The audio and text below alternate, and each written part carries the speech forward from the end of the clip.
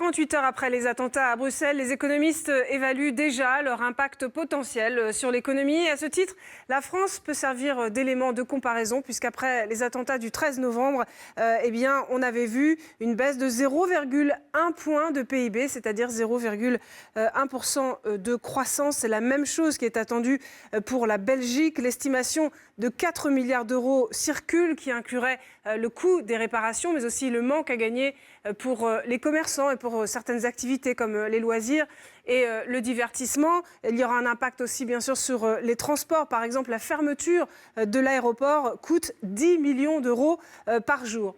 En revanche, si on regarde la France sur le plus long terme, même s'il y a eu bien évidemment un impact des attentats dans les premières semaines sur le tourisme, sur la consommation, ça s'est vu avec les soldes notamment, sur l'hôtellerie, sur les loisirs, eh bien une fois le choc passé, la France a retrouvé des niveaux de croissance tout à fait convenables, une croissance solide même, avec 0,4% prévu pour les premiers et deuxièmes trimestres 2016, pour la bonne et simple raison que les citoyens touchés n'ont pas forcément l'intention de changer leurs habitudes. Alors bien évidemment, il subsiste des risques pour l'économie européenne et notamment le tourisme.